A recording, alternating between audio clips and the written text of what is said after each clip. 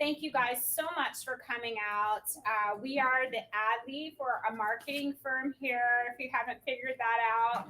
And we do everything. So we kind of work as an extension of your marketing department or your marketing department. We have about 47 people in-house, everything from SEO specialists to content writers, to social media, to podcasting, to video, whatever you might need, and you can piecemeal that out.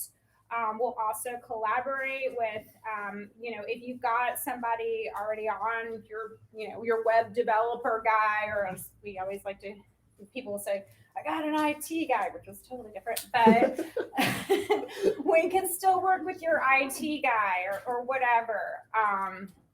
So yeah, today we wanted to do this search engine optimization because it's probably one of the most elusive, nobody knows what it is, terms when we're talking to people. You can't really touch it, and it's hard to understand analytics.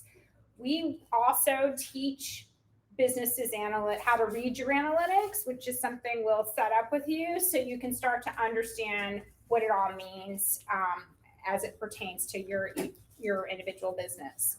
So this is Joshua Helmentaler. Did I say that right? You did, yeah. He's in my phone as I can't say your last name. So he's been with us, oh my goodness, a long time. And Joshua is very knowledgeable about search engine optimization. So he's going to be leading this today.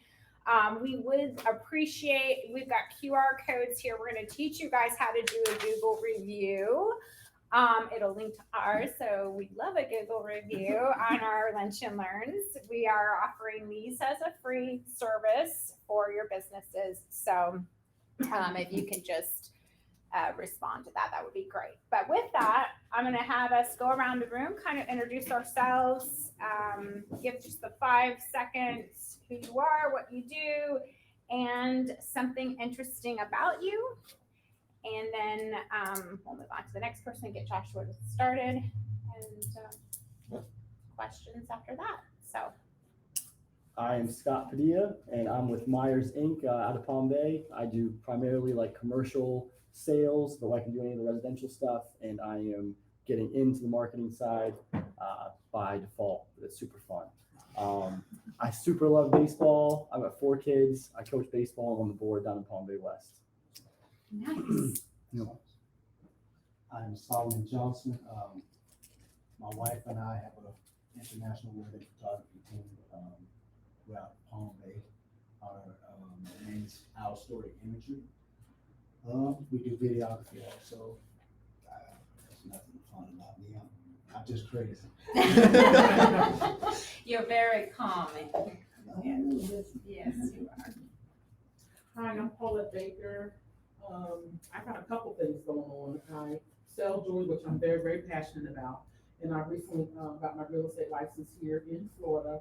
And believe it or not, I'm retired from the government of 22 years. I worked with the federal government for 22 years and retired. Well done. Okay. I am Promesa de la Paz, or in English, first name, I just go by Promise if you can't speak Spanish or don't want to. I also have a license in real estate. I'm CEO and founder of Divine Network Connections, or TNC Inc. I'm all about networking and collaborating. How can I help people to just, how can I support you and encourage you and lift you up in where it is that you're going in your life or what you're called to do.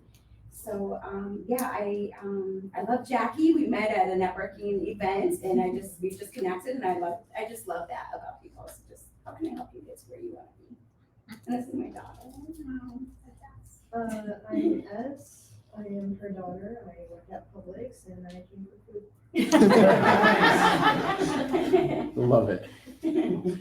Well, I'm Brian. I worked at Publix at one time as well. One of the hardest jobs I ever had. I was always so tired when I got home. I'm just here for the sandwiches as well. I was saying. Yeah. I'm Tom Clifford. I also work at Publix at one point. I had 3 boys that all worked at Publix as well, so, Publix is I work, retired from newspaper business, 40 some odd years, but I now work at Habitat for Humanity, running a critical home repair program for low-income folks and veterans in particular. Also part owner of a newspaper in Key Biscayne, Florida, and a couple other things. Marketing, Jackie, personal marketing consultant, yes, and drinking buddy. Fair. Hello, everyone. I am Caitlin. I also work at Publix. I am the HR lead here. I'm the HR lead here at the Backlink, and I'm just helping out with all the administrative stuff today. So, Fair. Hi, I'm Shannon. I did not work at Publix. Did work at Bell's Outlet, so kind of similar. I'm the Associate Director of Marketing here at the Athlete, and I'm helping with streaming. Hey, yes, we're streaming. All right, and Jackie, you want to take it, or am I going to introduce you? Oh, I'm sorry. And I am Jackie Mickelson. I am the growth team director here at the Ad Lead, and I'm usually the one behind the camera, so that's weird. I'm the one that they're like, "Ah!" So, anyways, yeah. So All right. I'm gonna leave it to Josh. Did you work at Publix? I did not. They wouldn't hire me. They're lost. I tried. They're lost. I tried. They wouldn't. Yeah. And my name is Joshua Helmentaler. I've been doing SEO for almost 6 years now.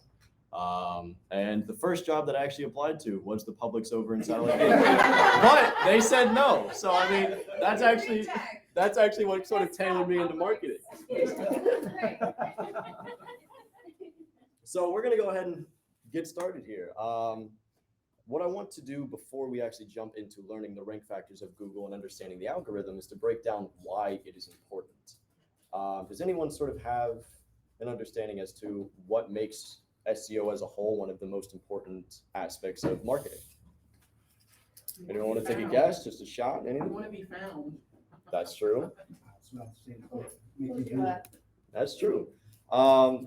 Why SEO is probably the most important thing for any business is the intention behind it. So in all other forms of marketing, well, I'm not gonna say all, the majority of all other forms of marketing, you're kind of just slapping something in front of someone's face and hoping that they're interested. If people are searching for what you already have, there's already that intention. So they're already thinking, okay, I want this, I want to buy this, I want to do this, and you're simply just giving them that avenue. So instead of just throwing it in front of their face and saying, okay, I hope maybe they'll buy these shoes, people are already searching for those shoes and you're supplying it to them. So that's why SEO is one of the most important things for any business as a whole, whether it's just providing information or providing a service. You're giving the availability and avenue for people who are already interested. That being said, what does it take to rank? We're going to go ahead and jump into where to begin. So before you do actually begin optimizing, you should take a second to identify what the ranking factors are for the search engine you're trying to rank for. These will vary. I mean, Bing as a whole uses an entirely different algorithm than that of Google. DuckDuckGo, which is something that's up and coming, uses an entirely different one in comparison to Google. Yes. Oh, you put your hand up. Okay, never mind. I'm just gonna hang it. The first week in Publix, they told you not to raise your hand. So as you are learning about the algorithm itself, it is always subject to change. We never know what Google's going to do, and they don't want to tell us because they hate people who do what we do, which is exploit the algorithm for benefit, which as a whole, that's what SEO is. We're using what they say and what they prioritize in websites in order to rank higher. And there's a lot of different factors that we can do that. The most important being user experience. It's not going to say it's the most important, but it's one of the most important things. UX or user experience is undoubtedly one of these most important factors. Google can determine a user's experience by accumulating a lot of different metrics in regards to navigating your website. Things such as the website speed, if your pages are easy to navigate, if you have broken links, how long users are staying on your website, as well as how often users actually interact with the stuff on your website. That being said, Google does supply you with free ways that you can actually gauge and check your own website's user experience. And I do want to break those down with you. So if anyone wants to sort of have their website be a demonstration, I would love to take a URL, in which case I can show you just how great your user experience is. Scott, are you willing to Man, expose here how good your website yeah, is? it's gonna be awful. So Okay, let's go. I'm ready. Let's ready. go. What do you got? What do you got I'm for me? ready. It should just be Myers.com. It's what? It should just be at Myers.com. I believe. Hold on. Literally my 8th day. Give me a little bit of grace. I'm pulling up my email. And so user experience is like, I always tell people when I'm doing consultations, Google wants to see Disney as your website versus the county fair. They want to make sure it's working right. Absolutely. It's fun, people are engaging, they're having a good, yeah. Absolutely. And user experience can be a little confusing because of how many elements it actually entails. So it's from things such as coding structure to how fast the website loads to even the content that's on the page itself, if it has the right intention or things of that nature. All right, let's see. Incorporated.com.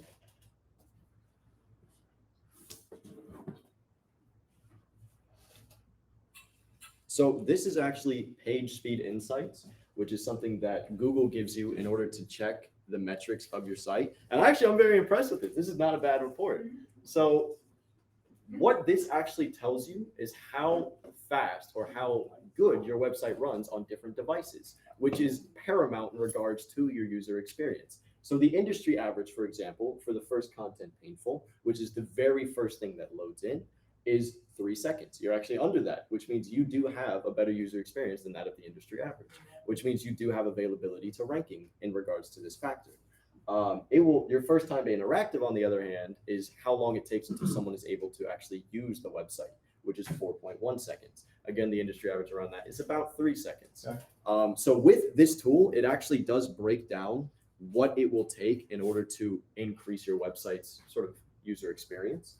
And it gives you nice little resources, for example, the render blocking resources. So it will tell you what the problem is, where it can be found, as well as the solution for that. So Google does provide all of the necessary tools in order to ensure your website is fast and fully functional, because on their end, it is one of the most important things. Yes. Josh, would you mind just kind of explain, so it gives you mobile and desktop. Can you explain maybe why mobile is a little bit more important? Yes, I was coming into that later. All right. I would eat a sandwich. So yes, as Brian was saying, there is a massive difference between mobile and desktop, as well as different operating systems. Each website will run differently depending on if it's Android, iPhone, whether you're using Safari, Google Chrome, so on and so forth. And all of these have to be factors in regards to your optimizations, because otherwise you're not going to be prioritized. I mean, you have to be across the board entirely user-friendly, whether that is for tablets, even though most people don't use tablets, they like to have it there just in case. So the first thing that I would suggest in regards to optimizing your own website or going through that process is utilizing this page speed insight tool to identify what is wrong with your website, because that's going to be what sort of sets the stage for everything else that you're actually doing.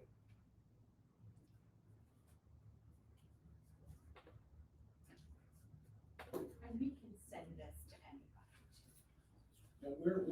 I'm sorry, I missed the very beginning of that, but where is that found on Google? So with Google, you can actually just look up page speed insights. As soon as you just put that term in there, they will be the first thing to come up. It is just their own little website. You can even do Google website speed test and it will come up. Any speed test sort of work, but I'd like to take it right from the horse's mouth, so to speak. And there are a lot of better tools, but they do come with paid, and this is just entirely free. And it's already supplied by Google, so you can help understand sort of what they're essentially looking at.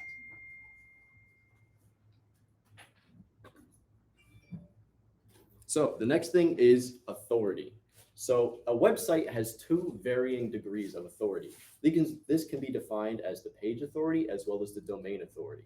These authority scores are based out of 100, with 100 being the best score that you can achieve. Authority score as a whole is very important because this score essentially shows Google trust and how viable the information is that your website has. Websites with a higher authority score will be prioritized in search rankings due to this established trust as a credible source. You can increase your domain authority by receiving high quality backlinks from websites that have a high domain authority and are also within the same industry or covering the same industry in their content. Now, this is a lot to break down, so I'm going to take it a little bit piece by piece.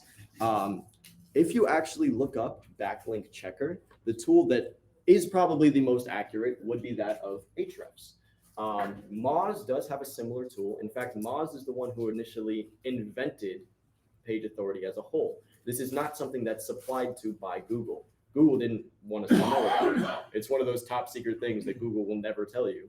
And we have to sort of take our own investigations into accountability here. So that being said, does anyone have an example website that they'd like me to use, or would you like me to continue to use yours? You can use Yeah. mine. Okay. MyCelebJewelry.com.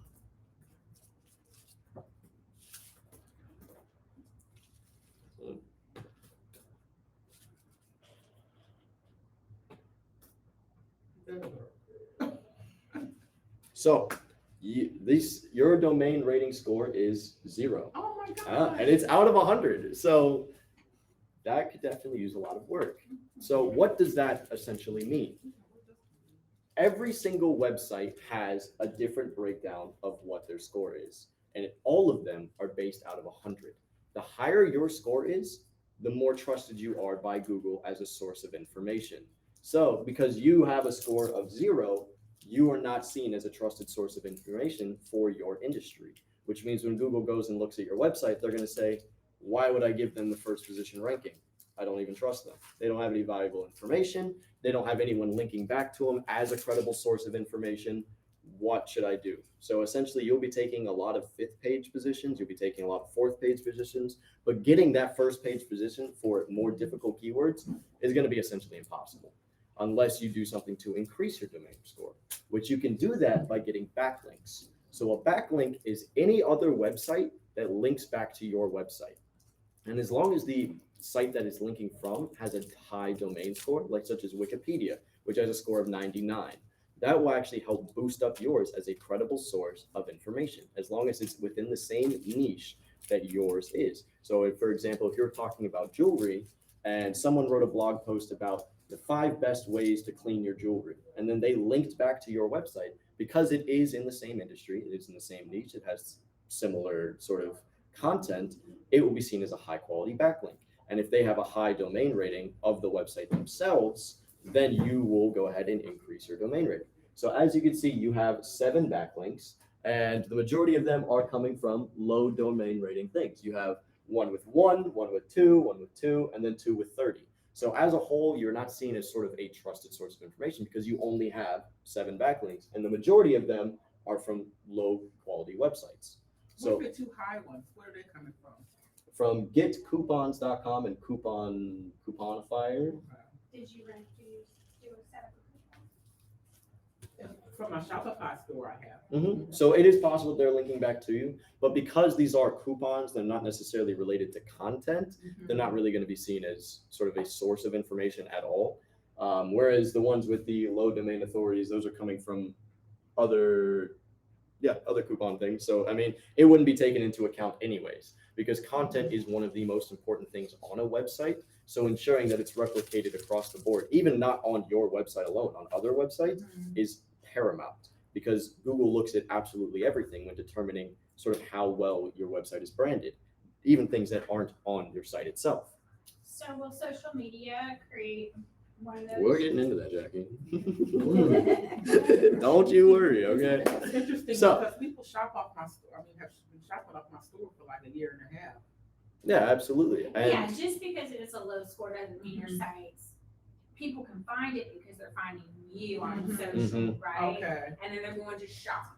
But if I'm searching jewelries, in jewelry, Brevard County, you're not gonna pull up from the search. Yeah, on the yes. page.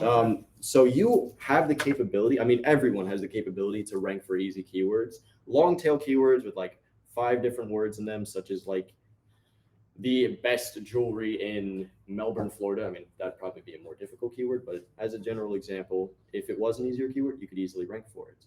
Butterfly earrings in Melbourne, Florida. Very you would rank specific for. things, yes. But if you want things that have high volumes of traffic as well as high conversion rates, that will be incredibly difficult because you do have a low domain authority. But there's also a difference between domain and page authority. Domain authority as a whole is the overall trust of your entire website. Page authority comes into effect when you're trying to rank specific pages for specific keywords. So how valuable is that page when it comes to that specific topic? So if I'm trying to rank a website or rank a page on your website, I would want relative content about whatever that page is about from an external source linking back into it. So to take that into effect, if I was going to be ranking for like a dog walker, for example, and one of their pages is about like dog poop cleanup, and I have a dog walking thing coming back to it, which is like an actual client. So this is a real life sort of example. And I had someone pertaining to dog walking going to a dog poop cleanup page, it would entirely be null and void because it has to be similar content. So it is an over-encompassing, very important thing. I wouldn't say it's as important as user experience just because you still have the availability to rank for easier keywords. But if you want high search volume keywords, it's next to impossible just because you do not have that availability or trust from Google in order to actually achieve those rankings.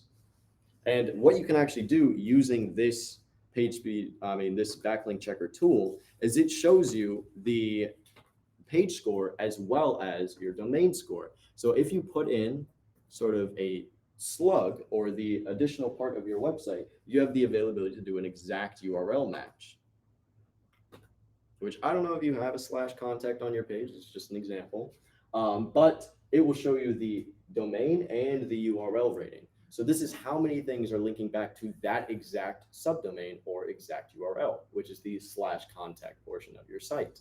And then there's obviously the over-encompassing domain rating, which is across the entire site itself. So these are big things that should be taken into consideration while you are trying to rank.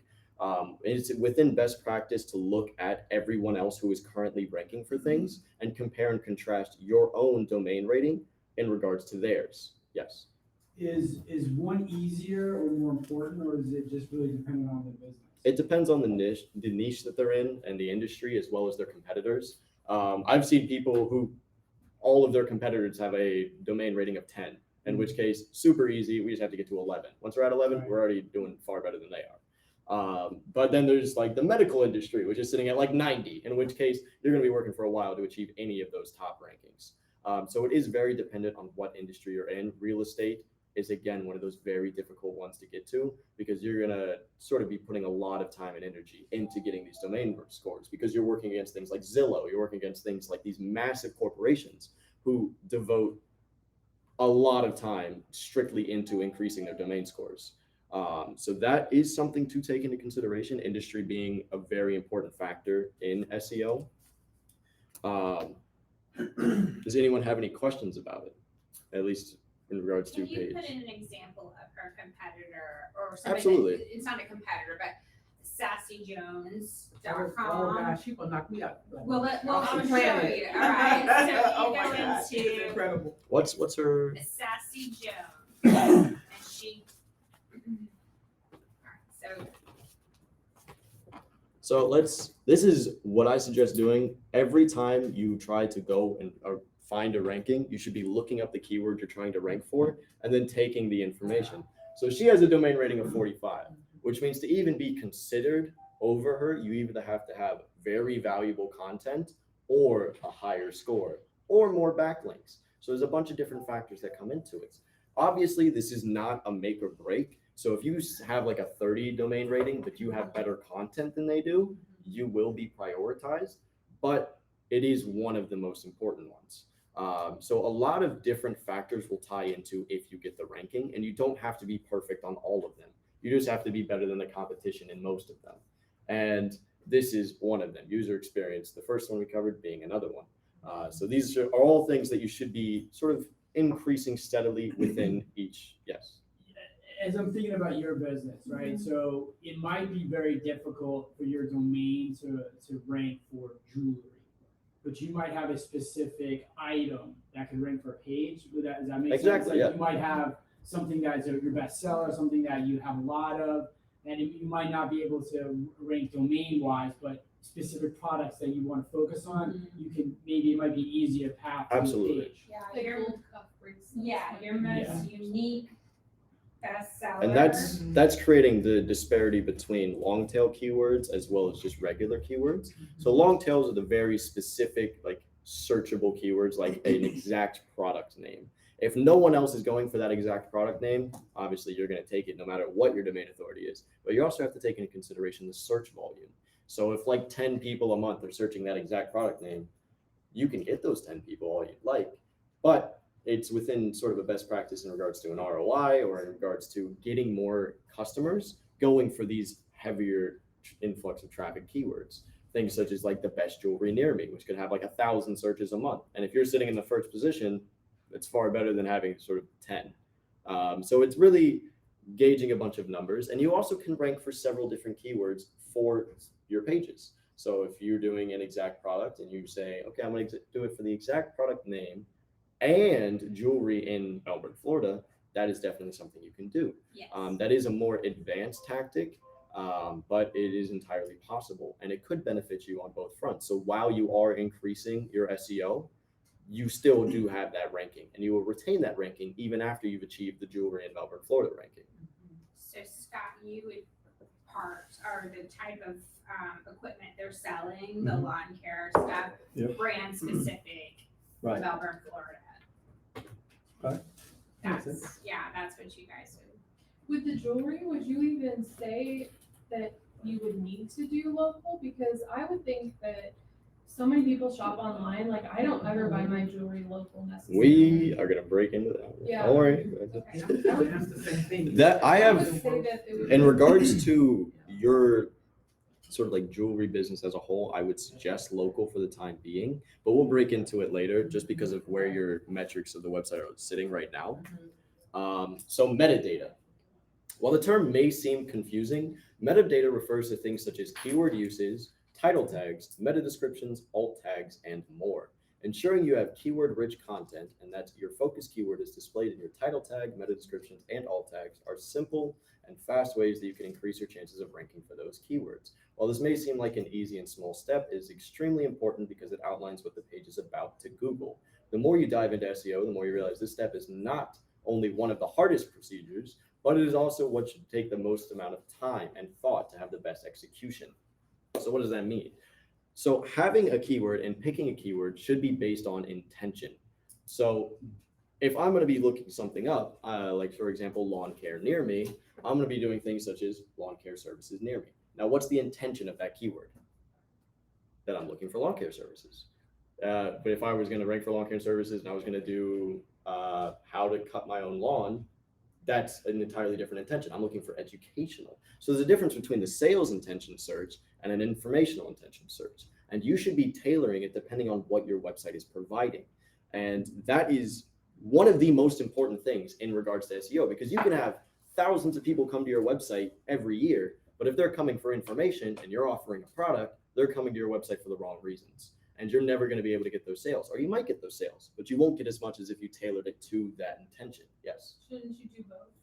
You can do both, but it can also negatively affect you, which we'll get into. But it's a good question. Yeah, it's a good question. Seems like you should do both and then try to rope them in as to why you should do We should not do both. You can do both, but we'll get into it. Like I said, don't you worry. There's another portion of this that goes on what you should not be doing, and that is within one of them. So keyword selection factors, keyword difficulty. Keyword difficulty is based off of the popularity of the keyword, essentially how many people are trying to rank for said keyword. So obviously this is going for those very broad keywords. Like if I was going to be looking up NFL, for example, I would type in NFL. That's a very difficult keyword. All the major corporations are going for it, whether it's news outlets, media, the NFL themselves, they are going for it. So being able to find a keyword that not many major companies are going after, but still have a high search volume is what's going to allow you to overtake a lot of these rankings and then sort of take all of the corresponding traffic that comes with it, which search intent being the next important factor. You should be very intentional with your keyword selection, as the basis being the search intent. Ask yourself, why are they Googling this exact phrase? And do you fulfill the answer that or the question that they're asking? This is probably one of the most common mistakes in regards to SEO, in regards to new SEO specialists, people doing it themselves, is they see a keyword and they're thinking, this is phenomenal. And then they realize it has the wrong intention and they're getting thousands of website visits but no sales. And this is what it always can be broken down to. Is the search intent correct? Are you ranking for keywords that are going to provide you sales?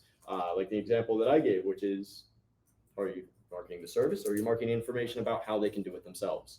And that is sort of what you should be asking yourself as you're going through and looking at these keywords is, okay, if I were to Google this, what would the intention of my search be? Am I looking for a service or am I looking for information? Next is the keyword implementation. How is the keyword implemented into the page titles, the H2 and H3 tags, as well as how is it implemented into the page's content affects its ability to rank? So keyword implementation, as you do find a keyword, you should be inputting into your header tags or things like your H2 and H3 tags. If you don't know what those are essentially the little outlines that define what a content is about. And what this does is it defines to Google what your page is relevant to, what it's about. As Google goes through, they don't have a bunch of different representatives from Google crawling your site wondering, hey, what is this website about? They actually read the coding structure itself of each of your pages in order to sort of guesstimate what the page is about. And supplying it with H2 and H3 tags helps them do this. Because if I have an H2 tags that says best lawn care service in Melbourne, Florida, there we go. That defines to them exactly what I'm trying to rank for, exactly what the purpose of this page is about. And that's why it's so important. Same with H1 tags or defining the main page title itself. That should have the keyword in it just because that is what's being defined to Google as an important factor. Same with alt tags and images. So alt tags are essentially the back-end data or back-end code that is represented to algorithms defining what's in the image. So you always want to implement alt tags within your images because this will define what the image is about. And if you also include the keyword that you're trying to rank for within those images, it's going to give you sort of that availability. The next is content viability. How viable is the keyword? And is the keyword intention aligned with the structure of the content on the page? So as Crystal was mentioning, you can rank for both. It is entirely possible, but only if the content on your page is for both. So if I'm trying to rank for sales and everything on my page is sort of informational for how you do it yourself, I'm not going to get that ranking. I can try all I'd like. I could put years of work into it. It's not going to happen because Google notices the intention. They're just like, how does this benefit user experience when they are interested in sales and you're providing them information on how they can do it? And vice versa. I mean, if I'm trying to do it for information and I'm selling them something, they're not going to get you to rank for that either. Now, you can do both if the content allows you to. If it's both informational and salesy, then you do have that availability. You can rank for both. But you have to identify what the content is about or what it's trying to show the person who's Googling it before you can identify the intention. And if you have to change up the content depending on it, I mean, that's entirely up to you and what you wish to achieve, but that is something that needs to be taken into consideration. Now, the page content, structure, and quality. The majority of search algorithms will prioritize useful and unique information. While you are creating content for your website, you should be sure not to copy other sources. If your pages are direct copies of other websites, your entire website can be marked as malicious, in which case can result in not only losing rankings, but have your entire website de-indexed. So if you do end up copying content or even have AI generated content from other websites or at all, if it's found anywhere within the internet and you're not sourcing that information, you can be de-indexed entirely on Google. You'll essentially be like whitelisted. You can no longer rank. Your website is seen as malicious and you're now associated with all the other spammy websites that aren't indexed, which means you could pretty much only be found on the dark web. So there you go. That is very important. AI written content is also, they're getting much better at identifying that. So if you are using sort of a robot or anything of that nature, you can get your entire website de-indexed because of it, because they look for certain key factors within the content. And if it's not aligned with other content on your page, or it's all written with different sort of key factors, then it'll be noticed. Does that include like software like Jarvis? Yes, all AI written software. Location qualifiers. Location plays a massive role in search algorithms. People searching from different cities, towns, and states may not see the same results. While creating the metadata for your website, you should include the specific locations you're targeting for two main reasons. The first being harder keywords will be less difficult to rank for on local level as opposed to globally, and you will appear in near me searches associated with your location. An example of how your implementation should appear would be insert niche-based keyword in location, or best lawn care services in Melbourne, Florida.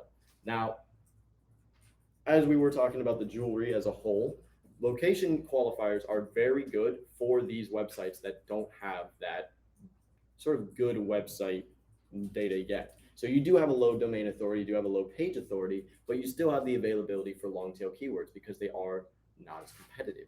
So if I was doing like the best jewelry in Melbourne, Florida, for example, that's not going to be as competitive as the best jewelry in general.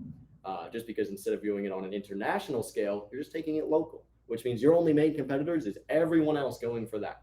So as long as you're doing better than they are, you have that availability to get the ranking. Question. So Yes. when I'm adding an item to my website, there's a place on the bottom. I guess it's like the SEO box. Mhm. That's not really what it's called.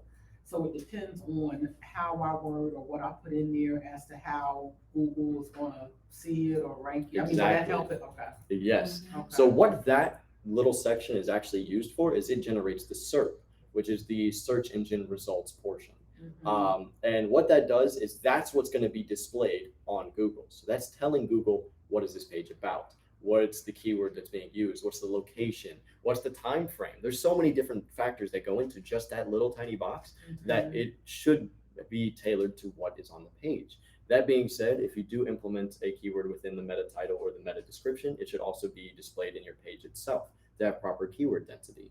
But in regards to websites that could use more work, having location qualifiers is one of the best ways that you can rank off the bat, or at least try to achieve those rankings, because it's far less competitive than going on a global scale.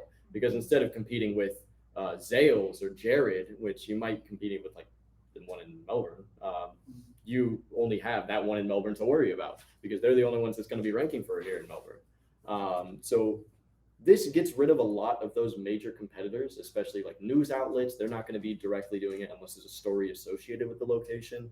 It's going to get rid of a lot of like the like Amazon people because they don't directly do location qualifiers at all.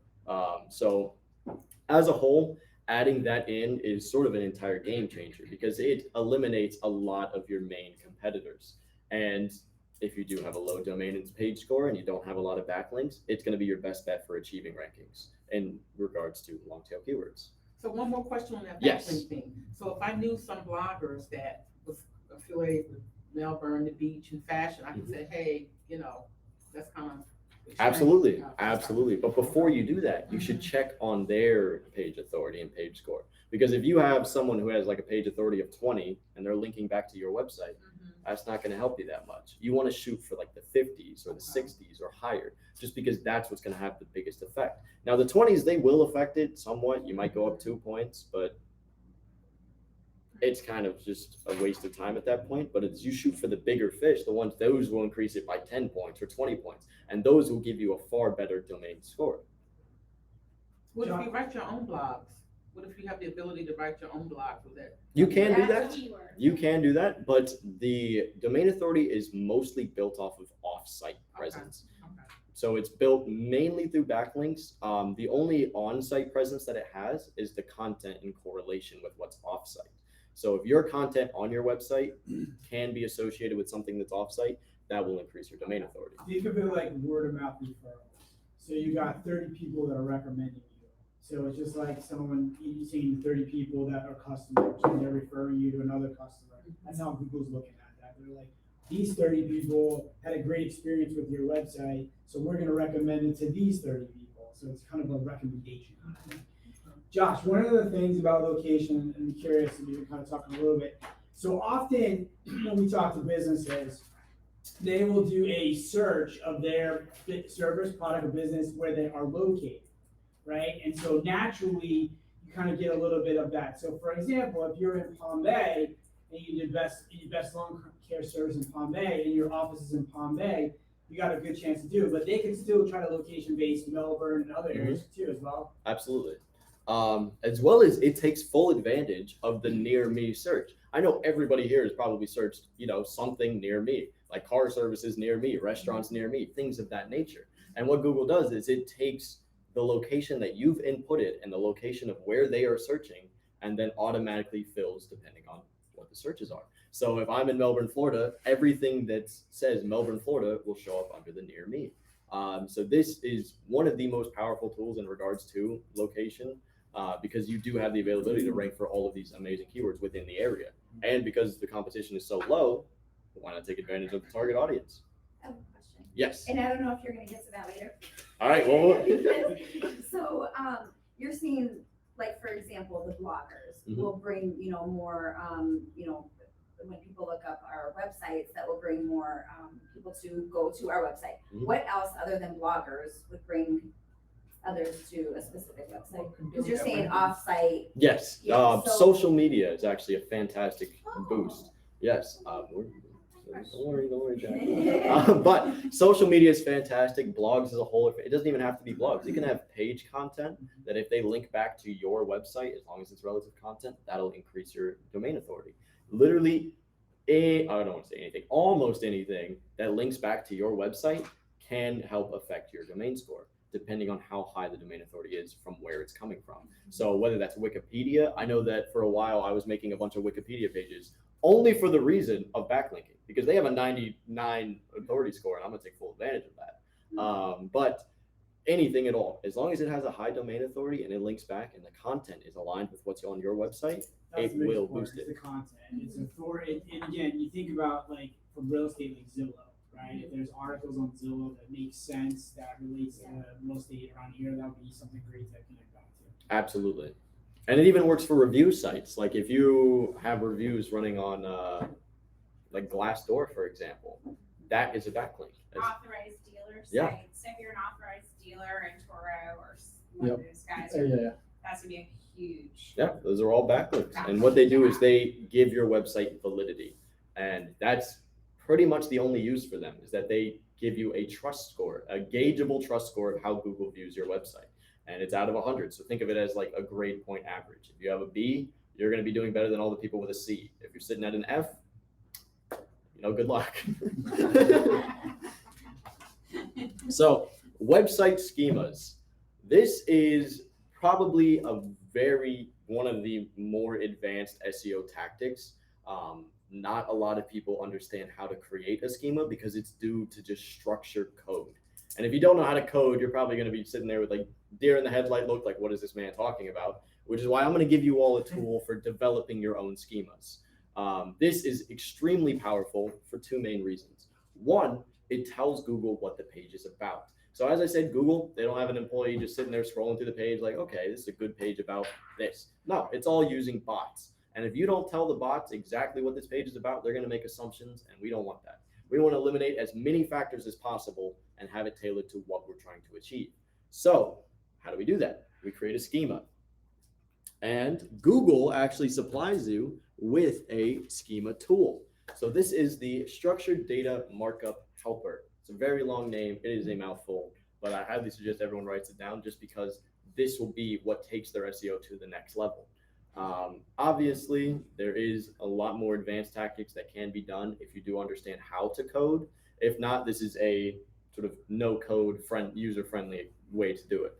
But what it does is it creates little snippets that define what every element on the page is pertaining to. So that being said, I'm going to go ahead and put in here. This is a local business, and I'll just put Sassy Jones just because the website is up. So start tagging. What it's going to do is it's going to pull up the website, and it's going to give you options to create a structured code snippet. This can be done manually if you do understand how to code. It's just following around the same premise, and you can go more in depth with it. But it's going to pop up this little sidebar where you can go through and define to Google themselves what is on this page. Now, this is very important because if you don't do this, they're essentially going to be guessing. So as you're scrolling through the website, they're going to be like, okay, I see that this page title is, jewelry. That's great. I don't know what it pertains to in jewelry. Maybe it's telling me how to clean jewelry. Maybe it's selling me jewelry. Who knows? This gets rid of the confusion. This tells them exactly what it's about. This tells them who the brand is, what the telephone number is. It associates everything in your business to Google and lets them know, hey, we're not only just an authorized business. We not only have these direct lines or these direct things, but this is what the page is about. And this is what I want to present to people. So being able to create your own structured snippet without needing to actually code yourself is huge. It's massive. It's what's going to allow you to take rankings, even if you have a terrible domain authority, because you're already defining to Google what the page is about, which means you are essentially getting rid of the middleman in regards to trust and creating your own trust. Well, like I said, I mean, domain authority still is important, but it's a bunch of different factors all in one.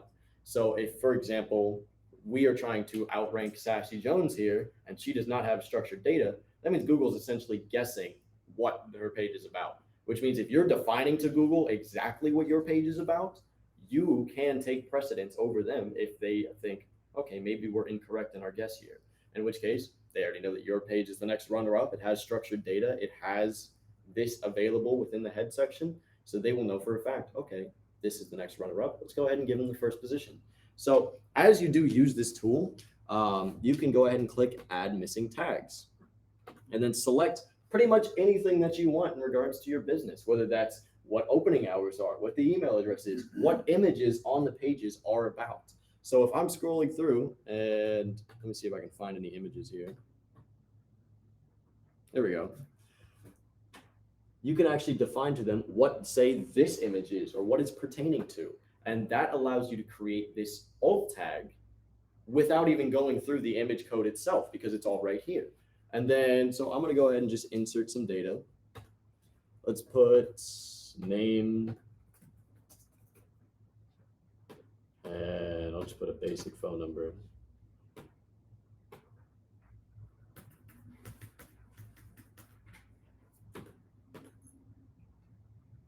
And URL. So obviously all this data is incorrect, so you don't want to use it. But as you go through and you fill out all of these tags, it will give you a little option here to create the HTML. And this creates the coding snippet for you. None of you guys have to even know how to code. The only thing you have to do with this is put it in the header section of your website, which that can be a challenge if you don't know how to do that.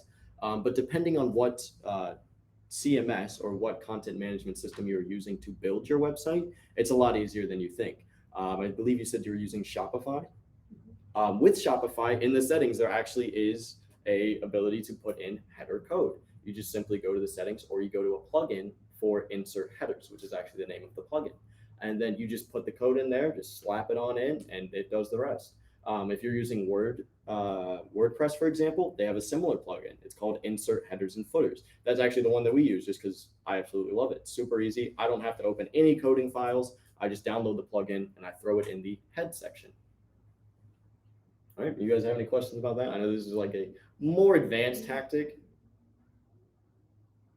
If you guys want anything reviewed, Josh was happy to set up a time with you. Okay, let's. So again, that's going to help build your ranking. Absolutely, because then The search, yes. it gives Google essentially an entire outline without them needing to guess, which they're going to absolutely love. Kind of hone in on the Exactly. specifics. Hey Josh, what's the, are all of these equally effective in desktop versus mobile? Yes. So they all will use around the same strategies. I mean, if you're implementing like a schema, for example, that will be used on both mobile and desktop. User experience has to be built differently. So if I'm viewing it on mobile and it's not optimized for desktop, you're not optimized in general. So if you are optimized for desktop, but you're not optimized for mobile, you're not optimized. So you have to take into account both in all of the different platforms, all of the different operating systems, all of the different search engines that people are using, absolutely everything. And it has to be across the board, good user experience. Not what I'm saying, it's not one-stop shopping. You do it for desktop and it carries over to mobile, you have to go That is correct. mobile and review the work. It depends on what you're doing. With user experience, you will. With schemas, you won't. With metadata, you won't.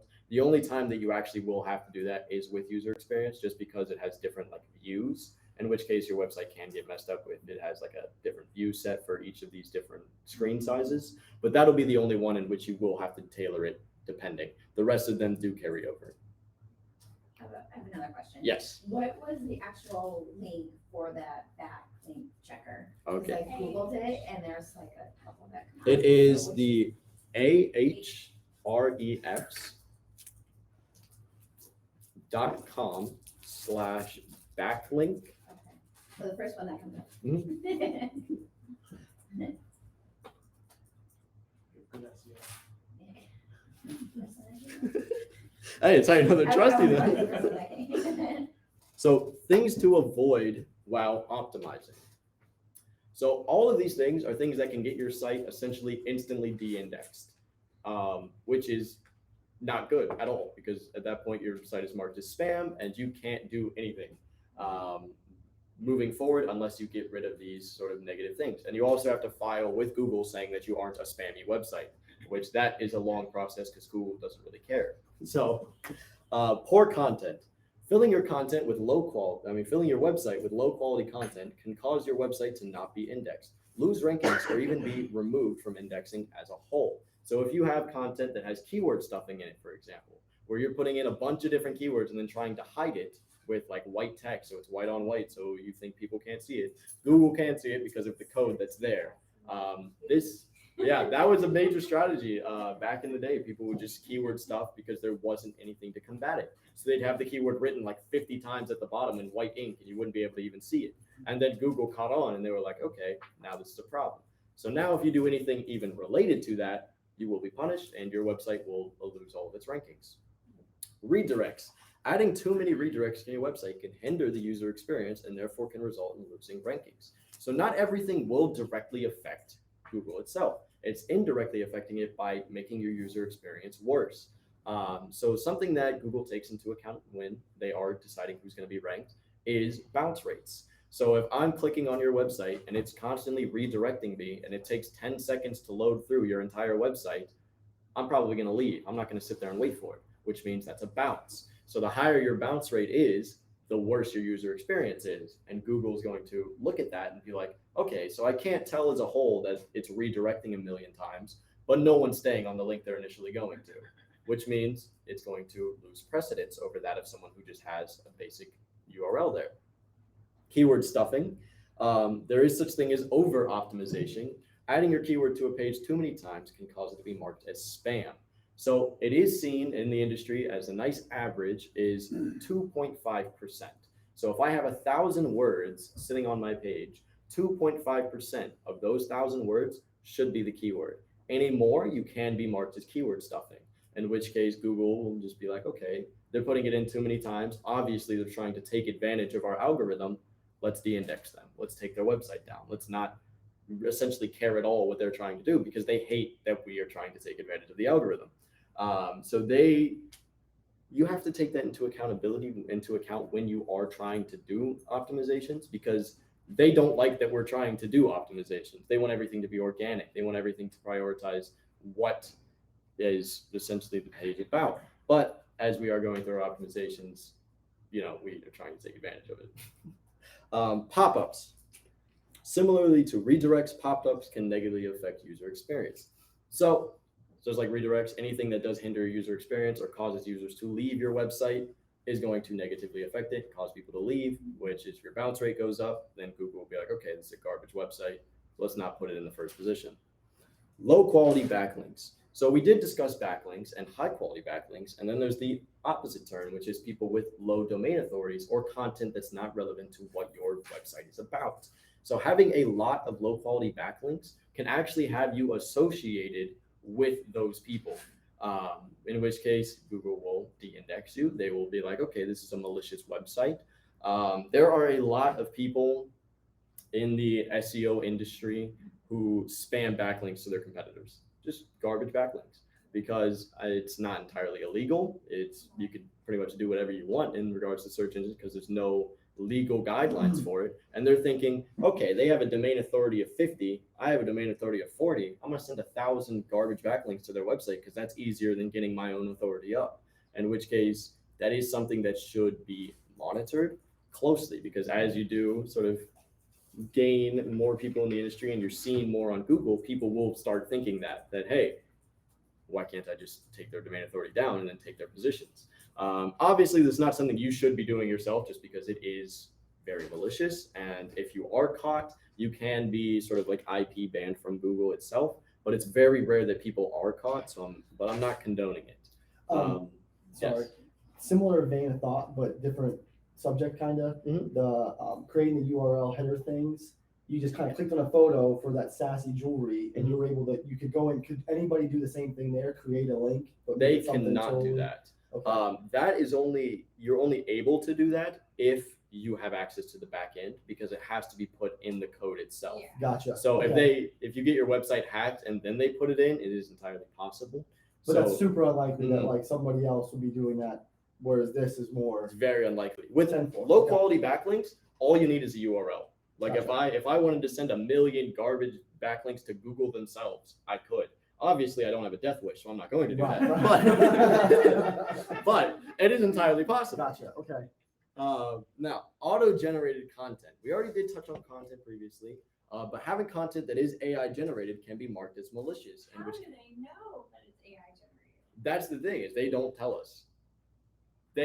So the way that it works is AI generated content always leaves a trail. Personally, I've looked for this trail, and the only thing that I found is that AI generated content is very similar. So they just change out like specific phrases or specific keys, but you can find it on a bunch of different websites. And that's sort of how they know, is because AI generated content isn't written from the standpoint that it's entirely fresh content every single time. It's about a topic that they've already written about, so they're just going to take out a few things. But you see so much of that, especially in real estate or mortgage brokers or insurance or whatever, that they're cookie cutter websites.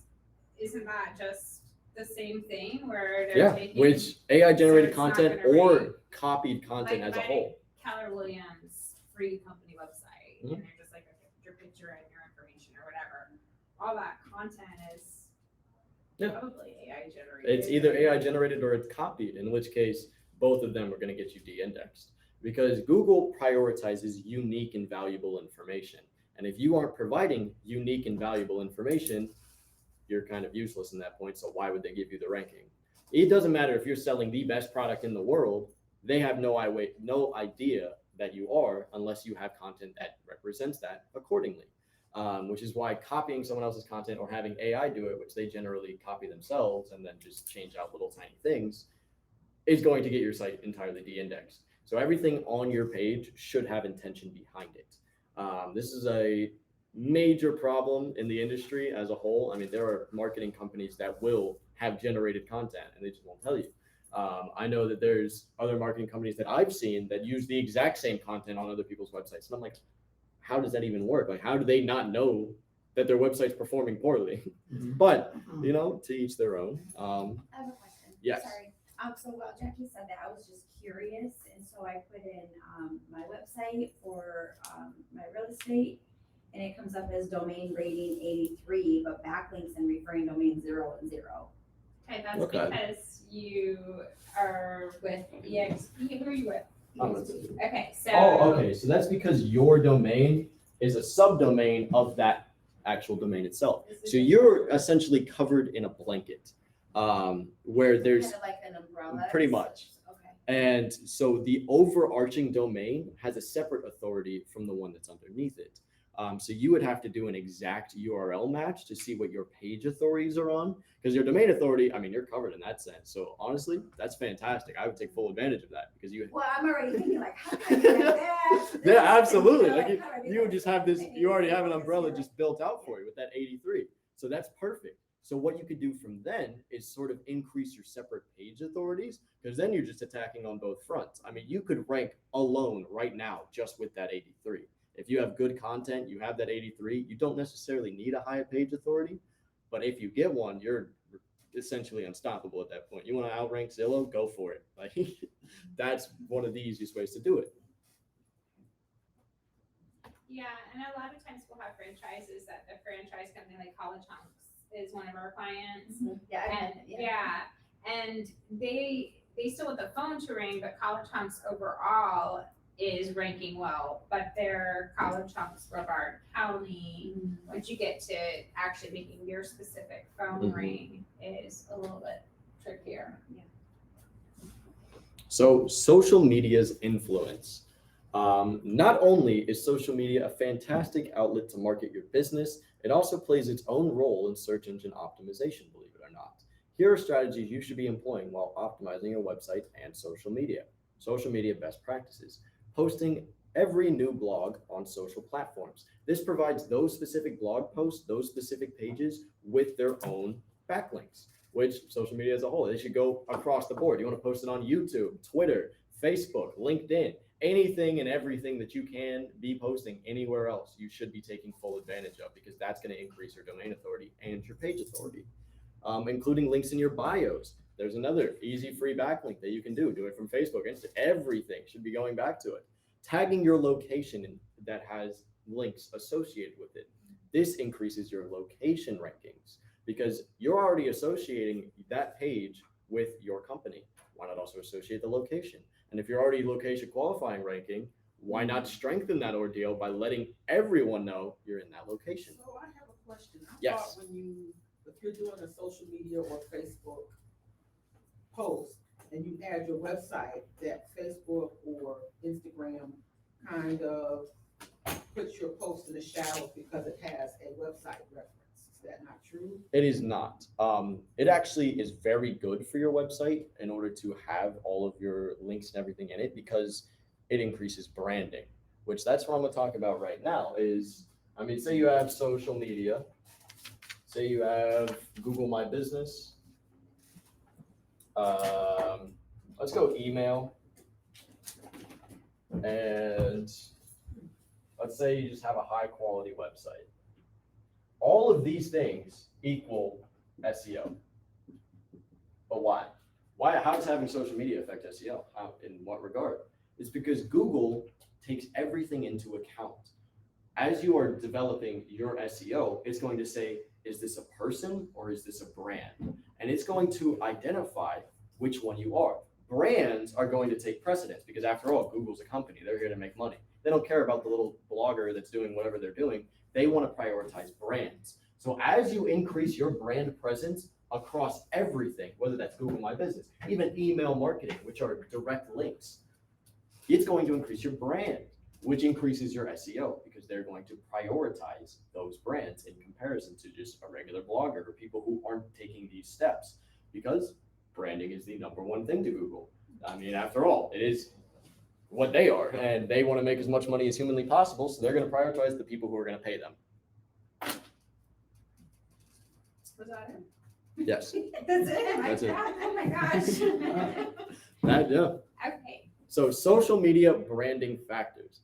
The reason it is because branding. I mean, we covered that as well. But here are factors on social media that are related to search engine optimization. Social media profiles with real followers. If you have fake followers, Google will know. I mean, we can tell pretty easily if someone has fake followers. You just click on it and be like, okay, that's a bot account. Cool. Then they have 10,000 followers and all of them are bot accounts. If we could take notice, they will definitely be taking notice because they have the back-end information. Official LinkedIn pages. If you create a LinkedIn page and you don't touch it for 10 months and you're never posting on it, you're never active, you're hurting yourself at that point. What You're kind of page? LinkedIn. Oh, okay. That's your. Because you're not at that point a identified brand. You don't identify yourself as a brand. You're considering yourself more of just this sole provider of information. But having that LinkedIn page establishes you as a company, as a brand, as a valued source of information, which is going to increase your SEO. Social media engagement. This is a huge one because Google prioritizes user experience. As we discussed in the second slide, user experience is one of the most important things, and that goes across every platform. If they notice that you're engaging with users on Facebook, for example, or on YouTube, they own YouTube. So they're going to take note of that. Google owns YouTube entirely. So if you're engaging with people in like the comment section or you're engaging on LinkedIn, they will take note of that and they will prioritize you in as an overarching whole. So it's not only going to increase your website's search engine optimization, but it's going to increase the organic search of everything across the board. How well your videos are ranking, how well your posts are doing, how well literally everything is doing is dependent on everything in general. And if you are sort of engaging on LinkedIn or on Facebook or on Twitter, that's going to affect how well your website does. And real social media accounts, this goes to effect with the fake followers. Brand mentions. What this does is it establishes you as a strong brand. You have a strong brand presence. If you're having other companies mentioning you, whether that's in posts, blog posts, it establishes you as a company. And that is probably one of the most vital things you can have as a company trying to rank. Because if you don't have that, you're just seen as like, cool, you're a source of information. Are you credible? I don't know. Companies are far more credible than that of just regular people posting stuff. In which case, Google will prioritize it if you have those brand mentions, because they already have that credibility. They already are seen as a valued source of information. So if they're going ahead and sharing that with you and they're saying, hey, check out this person or check out this blog post that they wrote on this, that's going to give you an amazing overarching just a boost to your own branding. So let me, quick question. So what about your handle on Instagram? And then you have your website and your profile. Does that somehow still link? Or? It does. Okay. It does. Okay. Every little factor comes into effect in regards to your online presence and your online branding. So everything should have intention. Even things as small as like your bios. Like if you have an Instagram bio and you aren't utilizing that for keywords, or you aren't utilizing that as its own meta description section, then you're just doing it incorrectly. Because that alone can then help with not only your website search ranking, helps with your branding, but it helps your social profiles be found, because that gives them another keyword to base your page off of. Josh, real quick, I know you're almost done wrapping up, but this is a really important part to think about as well, to be on brand across everything, right? So you don't want it to Google to find it difficult to recognize that this social media page is related to this social media page, is related to this website. Everything should be a cohesive kind of flow to it, right? So same way that makes a lot of sense for consumers. They don't want to be confused. They want to make sure that you have that brand, you're on brand always, right? There's brand authority, brand identity. Google's the same way, right? And so keep similar social media handles across all platforms, right? Keep the description about your business similar on all platforms. If you have multiple addresses, keep multiple addresses everywhere. Make it all connect. You don't want to make it hard for not to be connected. Absolutely. And another very important thing is have physical addresses listed on social profiles, because this helps a lot with your location qualifiers, which, as I said, is one of the easiest ways to rank. So if you're not taking advantage of the local qualifiers, if you are a locally served service, or even just trying to fight out the other competition, then I mean, what's really the point? I mean, so having a physical addresses listed on social profiles is going to help you initially start that charge, because it associates your social profiles with it, it associates your website with it, it gives you that brand presence for that location. Obviously, it is subject to change. So if I say I'm doing like travel photography, for example, you said you wanted to increase in this area. Say you take out the entirety of Melbourne, you are overarching, you're doing phenomenal. Everyone else just sort of answers to you in that regard. And say you're like, okay, I want to take this with me. I want to go to California, or I want to go to New York City or something like that. You can completely change all of your addresses and then boost in for that specific area. But all of that initial work that you had done, it's gone. It's entirely gone, unless you retain it. So if you have a page for like Melbourne, Florida photography, and one for like New York City or like California, then you can do both of those as well. Did that Monday. Yeah, there we go. But then you can do both of them. But that should also be reflected in your social profiles, even if it's just simple as a post, or it's something that you're just constantly reminding people of, like, hey, we just opened an office in New York, or hey, we're serving New York City, we're serving this area. That associates that location with your business and your website. So even if you don't have the physical address listed, including those service areas is going to help overall. As well as known brands or verified accounts. People that are reaching out and they are known brands, like if you're selling shoes and Nike gives you sort of a, hey, look at this guy's shoe, everyone's going to take notice. Not just the people who are looking at Nike, like, what is this guy doing? But Google, they're going to be like, Nike just shouted this guy out. He is now an associated brand. He is the top level. Now, how do we use that to our advantage? Because, I mean, obviously, Nike's not going to be going through and just being like, okay, here, check out this shoe, because it's giving them competitors a platform. What you can do is structure blog posts around brands and have other people post them to create backlinks. So an example of that is, say I was selling shoes. I would reach out to like a blog post person or someone who does food or shoe blogs, and I'd be like, okay, can you write about Nike, Adidas, and my shoe, but don't show any bias towards what I am selling. So they'll just create like, hey, here's the top 3 shoe brands, and they'll talk about each one with the same amount of content, talking about the same things. But what this does is it associates you with those brands. So it is sort of giving you that brand present. It is letting them know, hey, you are up there with Nike. Even if you're not in terms of sales or in terms of marketing, you will be seen as such because you are already being compared to them in a good way. Now, the same goes for if you're negatively compared to them. Like, say, Nike does this amazingly, but this person is terrible at it. Their soles are super uncomfortable.